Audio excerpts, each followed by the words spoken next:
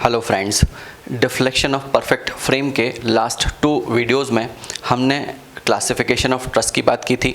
मतलब मैंने आपको परफेक्ट और इम्परफेक्ट ट्रस क्या होता है वो आपको बताया था। उसके बाद मेथड कितने तरह के होते हैं डिफ्लेक्शन कैलकुलेट करने के किसी भी परफेक्ट ट्रस के अंदर, उसको मैंने डिस्कस किया था। मैंने आपसे कहा था कि 2 तरह के एनालिटिकल मेथड होते हैं और एक ग्राफिकल मेथड होता है जिसके थ्रू हम किसी भी परफेक्ट ट्रस के अंदर डिफ्लेक्शन कैलकुलेट कर पाते हैं।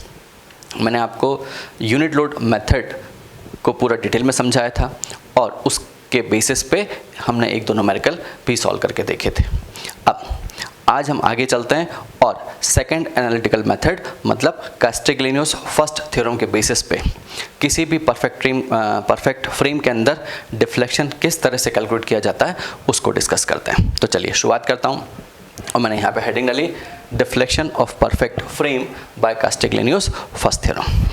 तो चलिए सबसे पहले तो हम ये बात करते हैं कि कास्टिग्लियानोस फर्स्ट थ्योरम का स्टेटमेंट क्या है, उन्होंने क्या बोला था। तो देखिए यहाँ पे उन्होंने कहा the partial derivative of total strain energy with respect to a force gives the deflection in the direction of the force। कि जिस डायरेक्शन में फोर्स लगा होता है उस डायरेक्शन में डिफ्लेक्शन आपको मिल जाता है। कब? जब आप उस टोटल स्ट्रेन एनर्जी को उस लोड के रिस्पेक्ट में डिफरेंशिएट कर देते हैं। ठीक, देखिए मैंने यहाँ पे लिखा कि delta is equal to delta U upon delta W. यहाँ पे डेल्टा डिफ्लेक्शन है और ये जो U है ये टोटल स्ट्रेन एनर्जी है और W जो है वो एक्सटर्नल लोड है। ठीक, तो जिस डायरेक्शन में लोड लगा है उस डायरेक्शन में आपको डिफ्लेक्शन डेल्टा मिल जाएगा।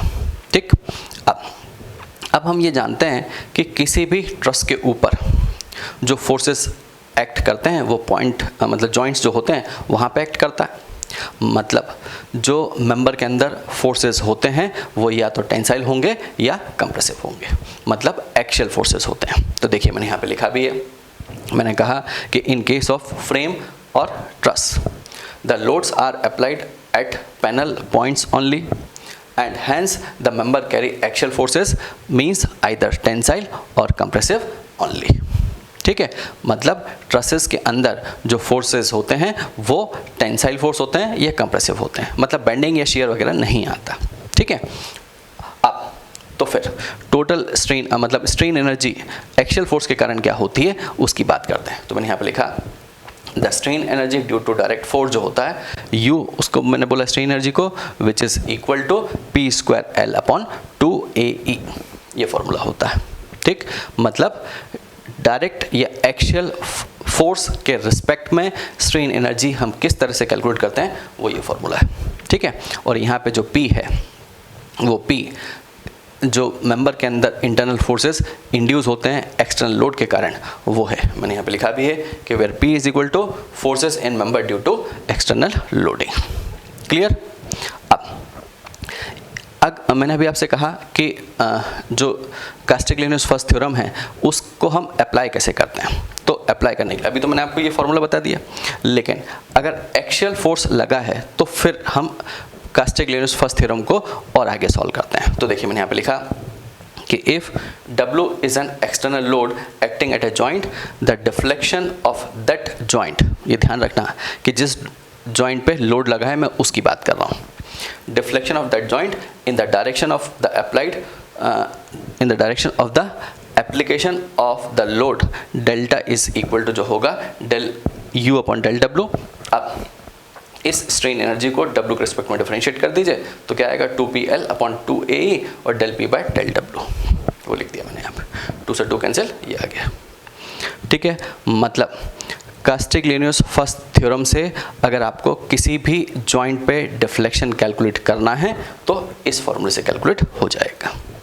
ठीक है, अब बात आती है कि अगर हमें किसी एक ऐसे जॉइंट पे डिफ्लेक्शन कैलकुलेट करना है जहाँ पे एक्सटर्नल लोड एक्ट नहीं कर रहा हो तो फिर क्या करोगे। देखिए मैंने यहाँ पे लिखा कि if it is required to find the deflection of a joint where W is not acting then, तो फिर क्या करोगे। तो फिर मैंने लिखा then a fictitious load Q is applied there, उस जॉइंट पे हम एक फिक्शियस लोड Q अप्लाई कर देंगे। ठीक, कहाँ पे? उस डायरेक्शन में जिस डायरेक्शन में आपको जिस डायरेक्शन में डिफ्लेक्शन कैलकुलेट करना है, ठीक है। और फिर फाइनल कैलकुलेशन में हम उस Q की वैल्यू को 0 पुट कर देते हैं। कब करते हैं वो भी अभी आपको बताता हूँ, लेकिन मैंने यहाँ पे लिख दिया the fictitious load Q is then equated to 0, ठीक, कि उस Q को हम 0 पुट कर देते हैं फाइनल कैलकुलेशन में। कब करेंगे अभी बताता हूँ। एक चीज़ और ध्यान रखिएगा कि अगर उस पॉइंट जिस पे आपको डिफ्लेक्शन कैलकुलेट करना है उस पे एक्सटर्नल लोड तो लग रहा है, लेकिन डिफ्लेक्शन मुझे किसी और दूसरी डायरेक्शन में चाहिए, कि अगर वर्टिकल डायरेक्शन में लोड लग रहा है और डिफ्लेक्शन आपको हॉरिजॉन्टल डायरेक्शन में चाहिए, तो भी हम यही प्रोसीजर फॉलो करेंगे। मतलब हम एक फिक्सेस लोड उस डायरेक्शन में जिसमें आपको डिफ्लेक्शन कैलकुलेट करना है उस डायरेक्शन में अप्लाई करेंगे, ठीक है। तो मैंने यहाँ पे लिख भी दिया कि a similar method may be use for the joint where external load is acting but the deflection is required in some other direction, ठीक है। कि अगर डिफ्लेक्शन किसी दूसरी डायरेक्शन में आपसे पूछा है और लोड किसी दूसरी डायरेक्शन में लग रहा है, तो फिर हम जिस डायरेक्शन में डिफ्लेक्शन पूछा है उस डायरेक्शन में एक फिक्सेस लोड Q अप्लाई कर देते हैं और फिर उसके बाद सॉल्व करते हैं, ठीक है। इस फॉर्मूले के थ्रू कैसे करते हैं भी बताता हूँ। यहाँ तक क्लियर। अब ये जो यूनिट लोड मेथड मैंने लास्ट वीडियो में डिस्कस किया था वो और ये सेकंड एनालिटिकल मेथड, मतलब कास्टिग्लियानोस फर्स्ट थ्योरम के बेसिस पे जो हम मेथड डिस्कस कर रहे हैं, इन दोनों में क्या डिफरेंस है हम उसकी बात करते हैं। तो मैं कंपैरिजन कर लेता हूँ, ठीक है। मैंने यहाँ पे लिखा कि comparison with unit load method, कि इस सेकंड एनालिटिकल मेथड को हम यूनिट लोड मेथड से कंपेयर करते हैं। तो देखो, जो यूनिट लोड मेथड से डिफ्लेक्शन हम कैलकुलेट करते थे उसका फॉर्मूला ये था PUL upon A summation of, ठीक है। और PL अपॉन ए होता है, PL अपॉन ए डेल्टा होता है, मैंने डेल्टा लिख दिया और U की जगह U लिख दिया, क्लियर। और अभी जो मैंने फॉर्मूला लिखा वो ये फॉर्मूला है, उसको मैंने यहाँ लिख दिया और यहाँ पे भी PL अपॉन ए ही है, मतलब इसको मैं डेल्टा लिख सकता हूँ, ठीक है। अब अगर मैं इन दोनों फॉर्मूले को कंपेयर करूँ तो क्या मिलेगा, तो देखिए यहाँ पे मैं U is equal to del P by del W लिख सकता हूँ, मैंने लिख दिया कि U is equal to del P by del W, ठीक है। ये U क्या होता था, जब हम किसी जॉइंट पे यूनिट लोड अप्लाई करते थे तो फिर उस यूनिट लोड के कारण उस मेंबर के अंदर जो फोर्स की वैल्यू होती थी उसको रिप्रेजेंट करता था, ठीक है। मतलब उसको मैं इस तरह से भी कैलकुलेट कर सकता हूँ, ठीक। उस यूनिट लोड के कारण मेंबर के अंदर जो फोर्स की वैल्यू आती है उसे आप इस तरह से भी कैलकुलेट कर सकते हैं, क्लियर। अब इनके प्रोसीजर में क्या डिफरेंस है हम उसकी बात करते हैं, ठीक है। तो देखिए मैंने यहाँ पे लिखा कि procedure for computation is different, दोनों में प्रोसीजर में डिफरेंस है। क्या डिफरेंस है कि यूनिट लोड मेथड में आप क्या करते थे कि सबसे पहले तो जिस जो फोर्स एक्सटर्नल फोर्स लगे होते थे उनके कारण फोर्स की वैल्यू कैलकुलेट कर लेते थे P, और फिर जिस पॉइंट पर डिफ्लेक्शन आपको कैलकुलेट करना होता था उस पॉइंट पे यूनिट लोड अप्लाई करते थे और फिर उस यूनिट लोड के कारण वापस से हम हर मेंबर के अंदर फोर्स कैलकुलेट करते थे, उसे मैंने U बोला था, ठीक है। और उसके बाद फिर ये फॉर्मूले को यूज़ करके हम उस जॉइंट के ऊपर डिफ्लेक्शन कैलकुलेट कर लेते थे, ठीक है। आप लास्ट वीडियो देखोगे तो आपको समझ में आ जाएगा। अब यहाँ पे क्या करोगे, यहाँ पे हम अब पहले प्रोसीजर बता देता हूँ, उसके बाद फिर एक सेकंड कंपैरिजन की बात और करेंगे। तो देखिए यहाँ पे जिस पॉइंट पे मुझे डिफ्लेक्शन कैलकुलेट करना है उस पॉइंट पे हम अगर एक्सटर्नल लोड नहीं लग रहा तो एक फिक्सेस लोड Q हम अप्लाई कर देते हैं, ठीक। फर्स्ट स्टेप हुआ। सेकंड स्टेप में हम P की वैल्यू कैलकुलेट करते हैं डिफरेंट मेंबर्स में। अब यहाँ पे जो एक्सटर्नल लोड लग रहा है वो और जो आपने फिक्सेस लोड Q अप्लाई किया वो, इन दोनों के कारण हर मेंबर के अंदर फोर्स की वैल्यू मिल जाएगी जिसे आपने P बोला, ठीक। अब थर्ड स्टेप में हम ये जो डेल P है del P upon del W, और अगर फिक्सेस लोड आपको लगाना पड़ रहा है उस पॉइंट पे, अगर एक्सटर्नल लोड है तब तो यही वैल्यू कैलकुलेट करोगे, और अगर एक्सटर्नल लोड नहीं लग रहा तो मैंने कहा Q अप्लाई किया है आपने तो उस Q के रेस्पेक्ट में डिफरेंशिएट होगा, मतलब del P upon del Q हो जाएगा, ठीक है। उसके बाद जब ये 3 स्टेप हो गए उसके बाद फिर हम ये वैल्यू कैलकुलेट करेंगे, ठीक है। कौन सी वैल्यू कैलकुलेट करोगे, ये वाली वैल्यू। फोर्थ स्टेप में हम P L upon A del P by del W ये कैलकुलेट करेंगे हर मेंबर के लिए, और उसके बाद फिर क्यू की वैल्यू को 0 पुट कर देना। समझ में आया? मैंने कहा कि फोर्थ स्टेप में जो फिक्शियस लोड क्यू है उसको 0 पुट कर देना, और फिर सभी मेंबर के लिए हम इस क्वांटिटी को ऐड कर लेंगे, मतलब समेशन कर लेंगे after putting q is equal to 0। ठीक, और फिर जब ऐड कर लोगे तो उस जॉइंट पे जो डिफ्लेक्शन होगा वो डेल्टा की वैल्यू आपको मिल जाएगी। क्लियर? और अगर पॉजिटिव साइन आएगा मतलब जिस डायरेक्शन में आपने क्यू को अप्लाई किया था उसी डायरेक्शन में डिफ्लेक्शन होगा, और अगर नेगेटिव साइन आएगा मतलब आपने जो क्यू की डायरेक्शन मतलब जिस डायरेक्शन में क्यू अप्लाई किया था उसके अपोजिट डायरेक्शन में डिफ्लेक्शन मिल गया। समझ में आया? इसको हम जब अभी एक क्वेश्चन और न्यूमेरिकल करेंगे तो इस पूरे प्रोसीजर को और समझेंगे। अब इनके कंपैरिजन में एक चीज़ और डिस्कस कर लेते हैं। मैंने कहा कि in the unit load method we analyse the frame twice, हम 2 बार फ्रेम को एनालाइज करते हैं। क्यों? मैंने कहा for finding P and you, कि एक बार हर मेंबर के अंदर फोर्स की वैल्यू कैलकुलेट करते हैं ड्यू टू एक्सटर्नल लोड, और दूसरी बार जो यूनिट लोड लगाते हैं उसके कारण भी हम हर मेंबर के अंदर फोर्स कैलकुलेट करते हैं, और उसे मैंने बोला था यू। ठीक, बट इन सेकेंड मेथड, मतलब इस कास्टिग्लिनियस मेथड के अंदर ओनली 1 एनालिसिस इज नीडेड, कि यहाँ पे सिर्फ एक बार ही एनालिसिस करने की ज़रूरत होती है फ्रेम को या ट्रस को।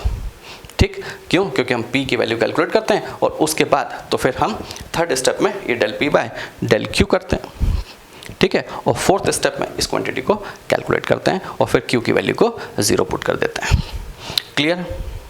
अब सेकंड एनालिटिकल मेथड मतलब कास्टिग्लिनियस फर्स्ट थ्योरम के बेसिस पे हम एक न्यूमेरिकल सॉल्व करके देखते हैं। तो देखिए मैंने यहाँ पे लिखा कि determine the vertical displacement of joint C, a pin jointed frame as shown in figure is hinged to a rigid wall at A and is free to slide vertically at, कि यहाँ पे A जॉइंट पे वो hinge है और इस E joint पे वो रोलर सपोर्टेड है।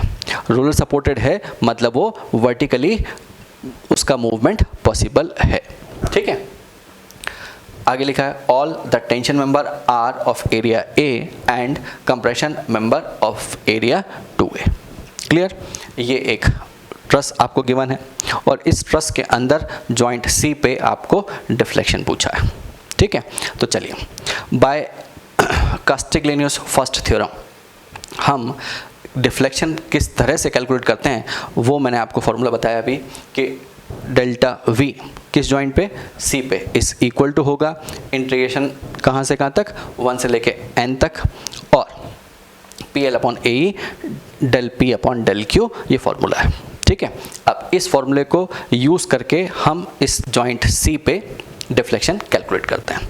अब जॉइंट C पे कोई एक्सटर्नल लोड नहीं लग रहा मतलब वहाँ पे हम एक लोड Q एज्यूम कर लेते हैं। ठीक, मैंने यहाँ पे लिखा कि Q जो है वो एक फिक्शियस लोड है और उसको मैंने पॉइंट C पे अप्लाई कर दिया। ठीक, क्योंकि C पे डिफ्लेक्शन चाहिए तो जिस पॉइंट पे डिफ्लेक्शन चाहिए होता है उस पॉइंट पे हम एक फिक्शियस लोड अप्लाई कर देते हैं और मैंने वो Q लोड अप्लाई कर दिया जॉइंट C के ऊपर। ठीक, अब यहाँ पे ये जो P है हम डिफरेंट मेंबर के अंदर ये P की वैल्यू कैलकुलेट करते हैं। ठीक है, मतलब डिफरेंट मेंबर के अंदर इस एक्सटर्नल लोड के कारण ये एक्सटर्नल लोड और ये फिक्शियस लोड Q के कारण क्या फोर्सेस डेवलप होंगे, क्या फोर्सेस जनरेट होंगे, उनको कैलकुलेट करते हैं। ठीक है, अब देखिए यहाँ पे AE मेंबर की लेंथ L गिवन, ठीक है, और ये 60 डिग्री, ये 60 डिग्री और तो ये भी 60 डिग्री होगा मतलब दिस इज इक्विलेटरल ट्रायंगल। तो इन तीनों मेंबर की लेंथ तो L हो गई। अब ये AB, BC और इन 3-4 मेंबर की लेंथ हमें और चाहिए। ठीक है, तो देखिए ये 60 डिग्री तो ये 30 डिग्री हो गया, तो फिर मैं यहाँ पे लिख सकता हूँ कि sine 30 degree is equal to BD upon AD, ये लिख दिया मैंने। तो यहाँ से BD की वैल्यू कैलकुलेट कर ली और इसी तरह से cos 30 डिग्री बोल दीजिए तो AB की वैल्यू मिल जाएगी। ठीक है, और जो ट्रायंगल ये है सेम ट्रायंगल ये है मतलब ये दोनों वैल्यूज़ भी आपको मिल जाएंगी। तो डिफरेंट मेंबर की लेंथ मैंने कैलकुलेट करके इस कॉलम में लिख दिया। क्लियर। अब आगे चलते हैं और इन एक्सटर्नल लोड और फिक्शियस लोड के कारण क्या वैल्यूज़ होंगी P की डिफरेंट मेंबर के अंदर, उसको कैलकुलेट करते हैं। ठीक है, तो हम जानते हैं कि बाय मेथड ऑफ जॉइंट हम डिफरेंट मेंबर के अंदर फोर्स कैलकुलेट कर सकते हैं। ठीक है, तो चलिए शुरुआत करता हूँ। मैंने यहाँ पे लिखा है step 1 force due to external loading. ठीक है, अब लेकिन फोर्स कैलकुलेट करने के पहले हम रिएक्शन देख लेते हैं। हालांकि रिएक्शन की ज़रूरत नहीं पड़ेगी, लेकिन यहाँ पे रिएक्शन देख लेते हैं। ये हिंज सपोर्टेड है, मतलब यहाँ पे एक हॉरिजॉन्टल रिएक्शन होगी, और ये रोलर सपोर्ट है, मतलब यहाँ पे भी एक इस रोलर के नॉर्मल डायरेक्शन में रिएक्शन होगी। ठीक है, तो इसको मैंने बोल दिया HE और इसको बोल दिया HA, और ये हिंज है, मतलब यहाँ पे एक वर्टिकल रिएक्शन भी होगी, और दिस इज VA। क्लियर। और VA इज इक्वल टू क्या होगा, यहाँ चाहो तो लिख दो कि VA इज इक्वल टू होगा W प्लस Q। ठीक है, क्योंकि कोई एक ही रिएक्शन है और ये दो वर्टिकल लोड लग रहे हैं, मतलब ये आ गया। ठीक है, अब आगे चलते हैं और ये एक्सटर्नल लोड के कारण डिफरेंट मेंबर के अंदर फोर्स कैलकुलेट करते हैं। तो शुरुआत करता हूँ, जॉइंट C का फ्री बॉडी डायग्राम बनाता हूँ। यहाँ पे मैंने लिख दिया जॉइंट C, और इस जॉइंट C का फ्री बॉडी डायग्राम हम ड्रॉ करते हैं। तो देखिए, ये आउटवर्ड फोर्सेस को टेंसाइल एज्यूम कर लीजिए। यहाँ पे ये फिक्शियस लोड है Q, ये मैंने Q बना दिया। इस फोर्स को बोल दिया FCB, और इस फोर्स को बोल दिया FCD। ये एंगल 30 डिग्री है, तो वो भी 30 डिग्री होगा। ठीक है, this is joint C। Clear. अब इस जॉइंट पे हम दो इक्विलिब्रियम इक्वेशन अप्लाई करके दो अननोन जो हैं उनकी वैल्यू कैलकुलेट कर लेते हैं। तो चलिए, सबसे पहले मैं लिखता हूँ summation of horizontal forces at joint C is equal to 0।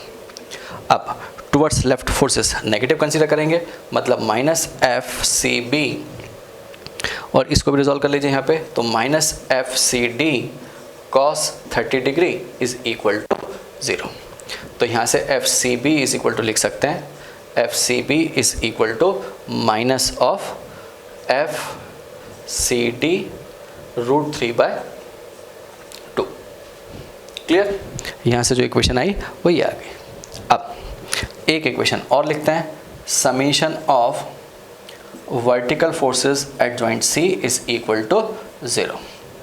अब डाउनवर्ड फोर्स को नेगेटिव, अपवर्ड फोर्स को पॉजिटिव। तो यहाँ पे लिखिएगा minus Q minus FCD sine 30 degree is equal to 0। तो यहाँ से FCD इज इक्वल टू जो आएगा वो कितना आएगा, ये माइनस Q और साइन 31/2। तो यहाँ पे लिख लीजिए माइनस 2Q। क्लियर। अब ये माइनस 2Q मीन्स यहाँ पे लिखिए opposite to as assumed therefore compression. ठीक है, ये जरूर लिखा करिए, इससे हमारे कंसेप्ट क्लियर होते हैं और याद भी रहता है। यहाँ तक क्लियर। अब ये FCD की जो वैल्यू आई वो माइनस 2Q आई, तो उसको मैं यहाँ पर लिख देता हूँ माइनस 2Q। और कंप्रेशन है, तो कंप्रेशन के लिए मुझे पता है कि कंप्रेशन मेंबर का जो एरिया है वो 2A है, तो इसको यहाँ पे 2A लिख दिया। क्लियर। अब इस वैल्यू को यहाँ पे पुट कर देते हैं FCD की जगह, तो FCB इज इक्वल टू जो आएगा वो कितना हो जाएगा, माइनस और माइनस 2Q। ये ध्यान रखना कि वैल्यूज को विद साइन और मैग्नीट्यूड के साथ में प्लेस करिएगा। ठीक है, तो ये प्लस √3Q आएगा, ये 2 से 2 कैंसिल, माइनस से माइनस प्लस, मतलब प्लस √3Q आ गया। तो FCB की जगह लिख दीजिए, ये आ गया √3Q, और पॉजिटिव साइन है मतलब टेंसाइल है, तो एरिया जो होगा वो A हो जाएगा। यहाँ तक clear. Positive sign indicates it is tensile force. Clear. तो चलिए, अब इस जॉइंट C से आपने दो मेंबर के अंदर फोर्स कैलकुलेट कर लिया।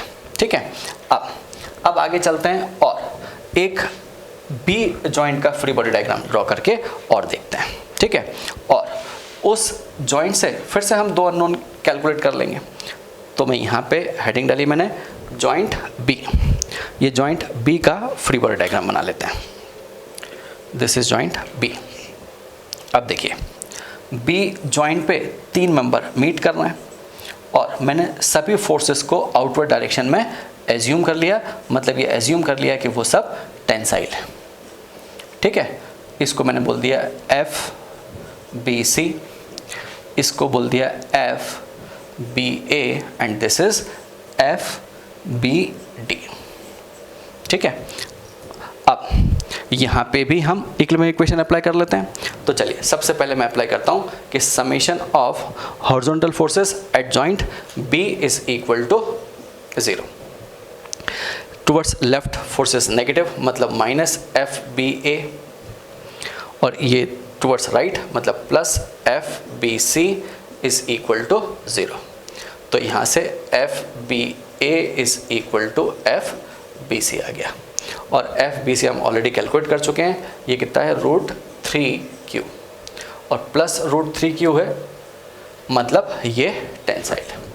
तो यहाँ पे भी लिख दीजिए एफ ए बी के आगे इधर भी मैं लिख देता हूँ √3Q, और positive sign means tensile force, और टेंसाइल फोर्स है मतलब इसका एरिया भी ए होगा, इसका एरिया भी ए होगा। क्लियर? अब इस जॉइंट पे सेकंड इक्विलिब्रियम इक्वेशन हम और यूज कर लेते हैं कि summation of vertical forces at joint B is equal to 0। तो चलिए यहाँ पे क्या है, डाउनवर्ड फोर्स नेगेटिव, तो ये minus F B D is equal to 0।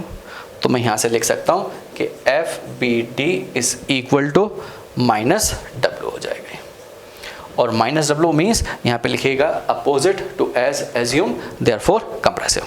तो जो बी डी मेंबर के अंदर फोर्स आया उसको मैं लिख देता हूँ माइनस डब्ल्यू, यहाँ पे मैंने लिख दिया माइनस डब्ल्यू।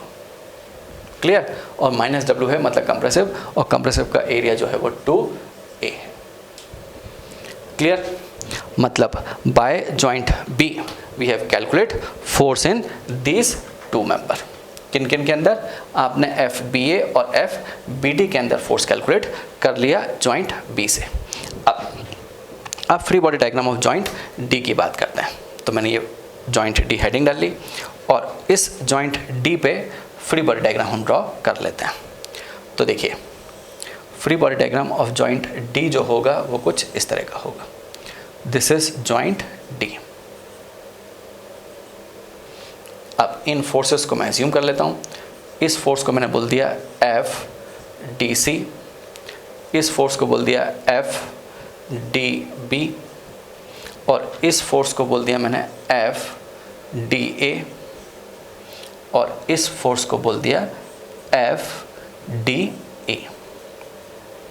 ठीक है, अब ये एंगल 60 डिग्री मतलब ये 30 डिग्री, तो इस एंगल को 30 डिग्री बोल देता हूँ, और ये भी 30 डिग्री, और ये एंगल भी 30 डिग्री। क्यों? क्योंकि ये 30 मतलब ये भी 30 डिग्री। ठीक है, तो ये free body diagram of joint D हो गया। अब इस जॉइंट पे हम फिर से 2 इक्विलिब्रियम इक्वेशन अप्लाई कर लेते हैं, और उन इक्विलिब्रियम इक्वेशन के थ्रू ये 2 मेंबर के अंदर फोर्स कैलकुलेट और कर लेते हैं। ठीक है, चलिए टोटल 7 मेंबर थे, 4 के अंदर आपने ऑलरेडी फोर्स कैलकुलेट कर लिया। अब इस जॉइंट से हम 2 मेंबर के अंदर फोर्स कैलकुलेट और कर लेते हैं। तो देखिए यहाँ पे हमें ये 2 मेंबर के अंदर फोर्स तो पता है, इन 2 के अंदर पता है, ये 2 के अंदर फोर्स कैलकुलेट करना है। तो चलिए हम सबसे पहले एक हॉरिजॉन्टल डायरेक्शन में इक्वेशन बना लेते हैं। क्या? कि summation of horizontal forces at joint D is equal to 0। तो ये आएगा माइनस एफ डी ए, ठीक है, और कॉस 30 डिग्री हो गया ये, और इसी तरह से इसको रिजॉल्व कर लीजिए। तो minus F D E cos 30 degree, ठीक है, और इसको यहाँ रिजॉल्व कर लीजिए। तो plus F D C cos 30 degree is equal to 0। ठीक है, अब कॉस 30 डिग्री सब में से हटा दीजिए, ये कॉस 30 डिग्री सब में से कॉमन लेके बाहर कर दीजिए। तो यहाँ से जो इक्वेशन आएगी वो क्या आएगी कि minus F D A minus D E और ये प्लस डी सी था ये, तो प्लस एफ डी सी है तो उधर जाएगा तो ये माइनस एफ डी सी हो गया। और डी सी की वैल्यू आपको पता है ये कितना था 2Q, तो ये माइनस है तो ये हो जाएगा प्लस, तो प्लस 2Q हो गया। ये डी सी की वैल्यू मैंने यहाँ पे पुट कर दी तो ये माइनस 2Q था वो आ गया। क्लियर। अब इसी जॉइंट पे हम एक इक्वेशन और लिख लेते हैं, तो summation of vertical forces at joint D is equal to 0। ठीक है, अब सब फोर्सेस को वर्टिकल डायरेक्शन में रिजॉल्व करते हैं। तो देखिए यहाँ पे क्या इक्वेशन बनेगी, plus F D B plus F D C sine 30 degree plus F D A sine 30 degree plus ये माइनस आएगा। ठीक है, इसको डाउनवर्ड डायरेक्शन में रिजॉल्व कर लीजिए। So minus F D E sine 30 degree is equal to 0। ठीक, अब यहाँ पे एफ डी बी की वैल्यू देख लेते हैं। डी बी कितना है माइनस डब्लू, तो ये तो हो गया माइनस डब्लू। ठीक है, और एफ डी सी, ये एफ सी डी की वैल्यू है माइनस 2Q, तो वो भी लिख लेता हूँ माइनस 2Q। ठीक है, ये 1/2 हो गया sine 30 plus F D A by 2 minus F D E by 2 is equal to 0। Sine 30 की वैल्यूज पुट कर दी। क्लियर। अब ये जो दो इक्वेशन लिखी हैं, इन दोनों इक्वेशन से हम दो वैल्यूज़, जो दो अननोन हैं उनकी वैल्यूज़ कैलकुलेट कर लेते हैं। ठीक है, अब किस तरह से कैलकुलेट करते हैं मैं उसकी बात करता हूँ। ठीक है, दो इक्वेशन हम बना लेते हैं। अब वो दो इक्वेशन कौन सी बनेंगी वो देखिए, यहाँ पे मैं लिखता हूँ कि एफ डी ए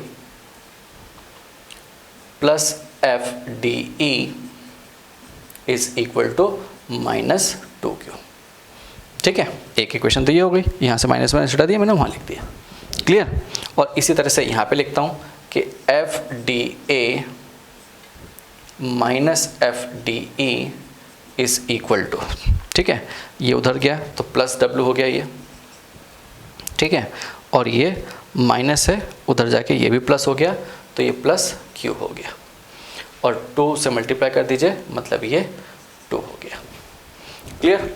अब ये इक्वेशन को हम 1 बोल देते हैं इसको, और इसको इक्वेशन 2 बोल देते हैं। क्लियर। अब इन दोनों इक्वेशन को हम सॉल्व कर लेते हैं, और सॉल्व करके ये दो जो अननोन हैं इनकी वैल्यूज़ को कैलकुलेट कर लेते हैं। तो देखिए अब यहाँ पे मैं लिख सकता हूँ क्या, देखिए ये तो कैंसिल हो गया, यहाँ पे लिख लीजिए 2FDA इज इक्वल टू क्या आएगा, प्लस 2W प्लस 2Q और ये माइनस 2Q। समझ में? ठीक है। अब यहाँ से FDA की वैल्यू लिख लीजिए, तो यहाँ से FDA इज इक्वल टू मिल जाएगा आपको कि FDA is equal to W आ गया प्लस W, माइनस 2 से माइनस 2 कैंसिल, 2 से 2 कैंसिल, मतलब ये आ गया। तो FDA की जो value I which is tensile, क्यों? क्योंकि पॉजिटिव साइन है। तो यहाँ पे FDA की वैल्यू लिख देते हैं। यहाँ पे FDA कितना होगा, W हो गया, ये प्लस W। ठीक है, और पॉजिटिव साइन है मतलब टेंशन, और टेंशन है मतलब एरिया A। क्लियर। आप इस FDA की वैल्यू को यहाँ पे पुट कर दीजिए तो FDE मिल जाएगा। तो FDE इज इक्वल टू होगा माइनस 2Q, और FDA की वैल्यू पुट कर दीजिए तो यहाँ पे DA पॉजिटिव है, उधर जाके माइनस W हो जाएगा। ठीक है, तो इसमें से माइनस कॉमन निकाल लीजिए, तो ये लिख सकता हूँ मैं W प्लस 2Q। क्लियर, ये लिख सकते हैं। तो अब ये नेगेटिव है मतलब opposite to as assume therefore compression. तो ये DE की जो वैल्यू आ गई which is minus W plus 2Q, opposite to as assume therefore compression. ठीक है, और कंप्रेसिव है मतलब एरिया हो गया 2A।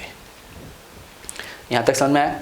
मतलब हमने इस जॉइंट से भी दो मेंबर के अंदर फोर्स कैलकुलेट कर लिया। ठीक है, अब एक आखिरी फोर्स बचा है, तो अब हम जॉइंट E का फ्री बॉडी डायग्राम और ड्रॉ कर लेते हैं। ठीक है, यहाँ पे मैंने बनाया जॉइंट E। जॉइंट ई लिखा और इस जॉइंट ई का फ्री बॉडी डायग्राम हम ड्रॉ कर लेते हैं। देखिए, आउटवर्ड फोर्सेस को बाहर निकलते हुए मतलब टेंसाइल एज्यूम कर लीजिए, ये एंगल 60 डिग्री, ठीक है, और ये जो फोर्स है इसको मैंने बोल दिया FED और इस फोर्स को बोल दिया FEA और ये जो है ये HE है, ठीक है, ये जॉइंट E। क्लियर? अब इस जॉइंट पे हम एक इक्विलिब्रियम इक्वेशन अप्लाई करते हैं और उस इक्विलिब्रियम इक्वेशन के थ्रू एक जो अननोन फोर्स है FEA की वैल्यू और कैलकुलेट कर लेते हैं, ठीक है। तो यहाँ पे मैंने लिखा कि summation of vertical forces at joint E is equal to 0। तो आपको ये horizontal force calculate, horizontal reaction calculate करने की जरूरत नहीं है, डायरेक्टली कैलकुलेट हो जाएगा। इसको मैं लिख लेता हूँ प्लस FEA प्लस FED, इसको यहाँ पे लिख लीजिए cos 60 degree is equal to 0। तो अब यहाँ पे मुझे FEA की वैल्यू चाहिए, तो FEA is equal to ED की वैल्यू को पुट कर दीजिए। यहाँ पे कितना था, ये माइनस हो गया, उस साइड जाएगा, और यहाँ पे लिखिए माइनस, तो माइनस माइनस हो गया प्लस, तो ये वैल्यू आएगी W प्लस 2Q और cos 60 1/2, मतलब इसको 1/2 लिख लीजिए, ठीक है यहाँ तक। तो EA की जो वैल्यू आई उसको भी मैं यहाँ पे लिख देता हूँ, ये वैल्यू क्या होगी W प्लस 2Q और इधर लिख लीजिए 1/2 और पॉजिटिव है मतलब एरिया इसका A हो जाएगा। यहाँ तक क्लियर? मतलब सब मेंबर के अंदर फोर्स किस तरह से कैलकुलेट होते हैं मैंने उसकी बात की, ठीक है। अब हम dP by del P by del Q की वैल्यू और कैलकुलेट कर लेते हैं। मतलब ये जो फोर्थ कॉलम में फोर्सेस लिखे हैं इसको Q के रिस्पेक्ट में डिफरेंशिएट कर दीजिए। तो डिफरेंशिएट करोगे तो ये कितना आएगा √3 और इसको Q के रिस्पेक्ट में किया, ये हो गया 0, इसको √3, ये हो गया -2, ये हो गया 0, ये +1 एंड दिस इज -2, ठीक है। तो डिफरेंशिएट करने के बाद Q के रिस्पेक्ट में ये वैल्यूज आ गई, P को जब डिफरेंशिएट किया तो ये वैल्यूज आ गई, ठीक। अब ये PL/AE del P upon del Q को मुझे कैलकुलेट करना है। बस ये ध्यान रखना कि अब Q की वैल्यू को 0 पुट कर लीजिए। क्यों? क्योंकि ये फिक्शियस लोड हमने एज्यूम किया था, तो इसकी वैल्यू को हम 0 पुट कर देते हैं और इसको कैलकुलेट कर लेते हैं, ठीक है। तो देखो, अब जब P की वैल्यू को 0 पुट कर दोगे तो इसमें तो सब Q है तो ये 0 हो जाएगा, ठीक है, और इसमें ये 0 है मतलब ये वाला टर्म भी 0 हो जाएगा। इसी तरह से Q को 0 पुट करोगे तो ये वाला टर्म भी 0 हो गया, इसमें भी Q अकेला है तो ये भी 0 हो गया, ठीक है। मतलब ये 4 क्वांटिटीज तो 0 हो गई। अब ये वाला जो टर्म है del P upon del Q, ये भी 0 है तो ये भी 0 लिख दीजिए, ठीक है। अब इस AE मेंबर के लिए ये वैल्यू हम कैलकुलेट कर लेते हैं, मैं यहाँ पे अलग से लिख देता हूँ। तो W प्लस 2Q 1/2 और इस मेंबर की लेंथ L अपॉन AE, ठीक है, और ये +1, ठीक है। Q की जगह रख दीजिए 0, तो यहाँ पे आएगा WL अपॉन 2AE। मैं यहाँ पे लिख देता हूँ कि WL अपॉन 2AE। क्लियर? अब इस D मेंबर के लिए लिख लेते हैं। तो D मेंबर के लिए क्या फोर्स है, -W प्लस 2Q और लेंथ की जगह L और एरिया यहाँ पे 2A है इंटू E और ये -2, तो ये 2 से 2 कैंसिल और ये माइनस से माइनस कैंसिल। Q की जगह रख दीजिए 0, मतलब यहाँ आएगा WL अपॉन AE, ठीक है। तो यहाँ पे लिख दिया मैंने WL अपॉन AE, ठीक है। अब इसका समीशन कर लीजिए, इसको जब ऐड करोगे तो ये जो वैल्यू आएगी ये हो जाएगी 3WL अपॉन 2AE, ठीक है। इसको मैंने बोल दिया ये समीशन है, सम। क्लियर? अब मुझे पता है कि बाय कास्टिग्लियानोस फर्स्ट थ्योरम किसी भी जॉइंट पे डिफ्लेक्शन अगर आपको देखना है तो उसको हम बोल सकते हैं कि वो इस फॉर्मूले से कैलकुलेट हो जाएगा और यही वैल्यू आपने कैलकुलेट की है, ठीक है। तो delta V at joint C is equal to होगा 3WL/2AE मीन्स इस ट्रस के ऊपर इस एक्सटर्नल लोड के कारण W के कारण C पॉइंट पे जो वर्टिकल डिस्प्लेसमेंट है उसकी वैल्यू है 3WL/2AE। ठीक, और एक चीज़ ध्यान रखिएगा कि ये वैल्यू पॉजिटिव है। ये पॉजिटिव होने का मतलब ये है कि इस जॉइंट C में जो डिस्प्लेसमेंट है वो डाउनवर्ड डायरेक्शन में। क्लियर? अब रिडंडेंट नेक्स्ट वीडियो में हम रिडंडेंट फ्रेम का एनालिसिस किस तरह से करते हैं उसकी बात करेंगे। Thank you.